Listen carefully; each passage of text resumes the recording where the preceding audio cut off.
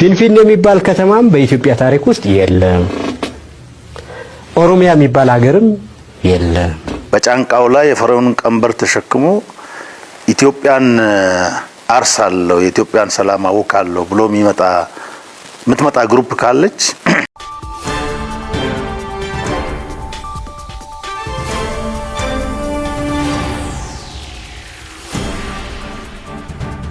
ራያን ኢትሰብያ ኢትዮጵያ ያድሶቺ ጽምዶ ጃአሙን ድመብርምድማ ኢትዮጵያ ሙተቹ መረዳችሴ ቤሲሱታ ሐዋሳ ዲፕሎማቶታ ኢትዮጵያ ኸሰ ጅረኒፍ ኢብሰ በላ ከኔት ጅራ በሊና ኦዱዲን ኤሲና ራያን ኢትሰብያ ኢትዮጵያ ዳ ጉድነ ስፖርቲቲ ፊ አርቲቲን አደ ዱሪ አከተው ፊረቶ ጀተማ ጅራቹ hoogganaan raayyaa ittisa biyyaa Itoophiyaa Fiild Maarshaal Biraanuu Juullaa ibsa kennee bal'inaan dhiyeessina. Daawwattootaa fi hordoftoota lammii miidiyaa dhageenyi keenya bakka jirtan maratti sin dhaqqabu. Kanneen dambeessi dhageessifnee qabiyyee oduu hangafoota ijoo guyyaa irraatii amma kallattumaan bal'ina oduu lammii miidiyaatti sin dabarsina. ፊንፊኔ የሚባል ከተማም በኢትዮጵያ ታሪክ ውስጥ የለም። ኦሮሚያ የሚባል ሀገርም የለም። ይህ አስተሳሰብ ቅድም እንዳልኩት ተገቢ እንዳልሆነ ጸረ ሉዓላዊነት ያለው ሐሳብ እንደሆነ ያው የተለያዩ ስራዎችን እየሰራን ነው። ዳይሬክተሪ ሀሪሮ አላቲፊ ወልተይሰ ወራና ሚኒስትር ራያ ኢትሰ ብያ ኢትዮጵያ ሜጀር ጀነራል ተሾማ ገመቹ ያሊን ያድሶቺ ጽምዶ ጀአሙ ከና ሁጅራ ኦልጁፍ ታሲፈሙ ከሙ ሙቱማ ኢትዮጵያ ብረት ተርካንፊ ጭማና የሰሙተቱ አኺከቺሰት ጅራ ሜጀር ጀነራል ተሾማ ገመቹ ጋፊ ቪዲ ቢታሲሰን ጽምዶን ፈረብር መዱማ ታውቲፊ ከኑማ መለ ገሬወና ደቻ ወለቲ ቀበመኒፊ ቃሞተ ኢትዮጵያ ገቴቲ ኢሳኒ ረቲ ፈሪኦኒፍ ከነኒ ጀቹ አነብሰ አከረጋ ቆንዳለ ሚኒስትር ኢትሰ ብያቲ ሞቱማን ሚሲሱታ ሐዋሳ ዲፕሎማቶታቲፊ ሆጂራ ወቺፍቶታ ድማ ወራና ኢምባሲ ወን ፍንፍኔ ጅረን ድማ ከናፍ ኤጀኖ ኢትዮጵያ ከራሰራራ ኢድሌን አከውበተን ጎቹዳፍ ሞው ጨራቂ ታይሳ ጅራቹ ሜጀር ጀነራል ተሾማ ገመቹ ጋፊቲ ቢሚዲያ ርታይሲን ዱበት ኤፍሲ ዲፕሎማቶታፍ ታሲፈሜ ኮን ካን በርባቺሲፍ ሆጂራ ወቺስቱን ድማ ወራና ኢምባሲ ወን አምባሳደሮታፊ ሞቱሞታ አላቲፍ መደን ኦዴፈኖ ኢጆ ዋንታኔፍ ጀቹን ኢብሴ namni kamu yaada kana hojirra oolchuuf yoo yaale tarkaanfiin mootummaa Itoophiyaa biraa fudhatamu maal akka ta'e duraan dursee akka hubatamu ni feenaa jechuun dubbate. Itti dabaluudhaan Meejar Jeneraal Tashoomaa Gammachuu boru dhimmi tarkaanfii guddaa gaafatu yoo uumamee fi hayyama qaama kamuu gaafachuu kan hin barbaachifne ta'ellee firaa fi warreen nufaana hojjetan dhimma kana hubachuu isaanii barbaachisaadha jechuun dubbate. Meejar Jeneraal Tashoomaan ministeerri dhimma alaatillee dhimma kanarratti qunnamtii dippiloomaasii wal fakkaatu ni hojjetaa jennee abdannaa jechuun dubbate. Sochiin Cimdoo yeroo ammaa kanatti akka sodaatti kan ilaalame ta'ullee hojiirra oolchuuf yaaliin taasifamu kamuu irratti akeekkachiisa cimaa kanneetti jira. Yaada kana hojiirra oolchuuf sochiin miila tokkoon illee yoo taasifame akka biyyi birmadummaa qabduu fi akka dhaabbata birmadummaa Itoophiyaa eegsisuuf tarkaanfii ifa ta'etti akka gaaga'ama ibiddaa hamaa hin taasifnetti tarkaanfiin kan fudhatamu jechuun dubbate. Gaafii deebii kan dhiyaate immoo viidiyoo miseensonni mormitoota Itoophiyaa qaamota Suudaanii fi Eertiraa ja'aman waliin poorti Suudaan keessatti walga'ii irratti hirmaachuu isaanii agarsiisuun marsariitii irratti dhiyaatee guyyoota muraasa booda kan beekatu. Viidiyoon kun himdoona televezyiinii kan mootummaa Eertiraa waliin hidhata qabu irratti gallakkifamuun ibsame.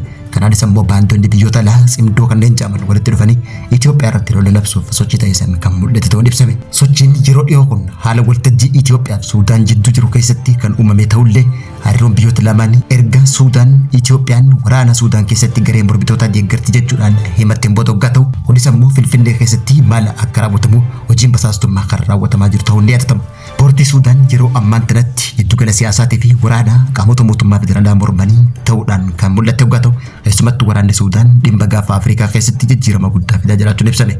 Viidiyoon mormitoota Itoophiyaa, Eertiraa fi Suudaan poortii Suudaan keessatti wal arguun marii taasisan kun qondaaltota Itoophiyaa biratti hariiroo haarawaa farra mootummaa federaalaa ta'uu malu laalchisee shakkii fi yaaddoo guddaa uumee jiraachuun ibsame. Jechi Cimdoo kun qunnamtii hooggantoota adda bilisummaa uummata Tigraay TPLF fi mootummaa Eertiraa jidduu jiru irratti kan mul'ate waggaa ta'u qaamni kamuu hariiroo idilee yookaan qindoomina siyaasaa qabaachuu isaa ifatti mirkaneessaa jechuun ibsame. Hariiroon Finfinnee fi Asmaraa kan erga araaraa bara 2018 ministeera muummee Itoophiyaa Dr. Abiy Ahmed pirezidaantii biyyattii Isaayyaas Afwerqii booda baay'ee faarfamaa turullee baatiiwwan dhiyootan keessa immoo dabree hammaachaa dhufuun mul'ate. Ministeerri muummee Itoophiyaa Dr. Abiy Ahmed dhiyeenya kana Eertiraa wajjin walitti bu'iinsa jechuun kan mirkaneesse hoggaa ta'u kunis dhimma waraana Tigraay keessatti gocha raawwatame irratti wal dhabuu malee dhimma Itoophiyaa sarara galaanaa argachuuf carraaquu wajji kan waliin qabane ta'uu ibse. Haaluma kanaan immoo qondaaltonni Eertiraatiif miidiyaaleen hidhata Eertiraa qaban kallattiidhaan siyaasa keessootii fi nageenya Itoophiyaa qeequu isaanii kan jabaatetti fufe yoo ta'u qondaaltonni Itoophiyaa ministeera muummee Itoophiyaa Dr. Abiy Ahmed dabalatee Eertiraan dhimma keessoo Itoophiyaa keessa seentee akka jirtu ifaan ifatti ibsee jira. Yaaddoon nageenya hammaatuudhaan deebi'ee ka'uu danda'u erga dhaabbileen naannichaatii fi idil addunyaa walitti bu'iinsa biraa Eertiraa fi gareewwan hidhatan kan kaaba Itoophiyaa keessa socho'an jidduutti uumamuu danda'an jedhanii akeekkachiisaniin booda mareen kun ifa ta'uudhaan ቴሌቪዥን biyyaalessaa irratti mul'achuun ifame. ስብ አንድ ላይም የማይሄዱ የተለያየ ማንነት ያላቸው ለምሳሌ እንደ ምሳሌ ቢጠቅሰው የሆነ ያረጀ በሬና ቀበሮን አንድ ላይ ጠምደህ ማረስ አትችልም።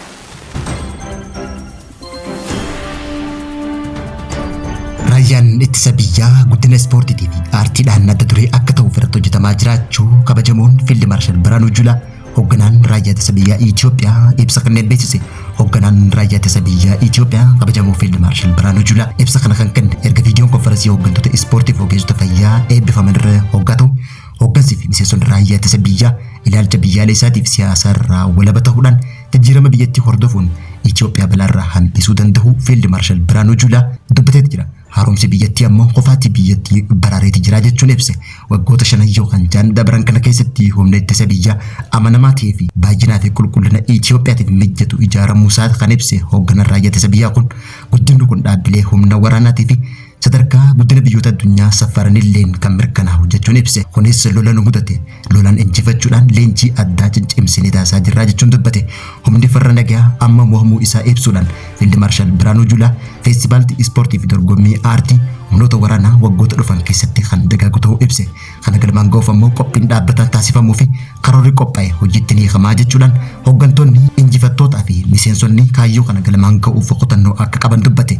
Itti gaafatamaan jiddugala ispoortii fi aartii ittisa biyya Itoophiyaa Birgeedar Jeneraal Gechinnat Adaanee dhaabbatichi xiyyeeffannoo atileetota waraanaatii fi aartistoota oomishuuf kenne galateeffachuudhaan leenjii walitti fufiinsa qabu kennuudhaan galmaan gahuu fi kutannoodhaan kan hojjetan ta'uu beeksise.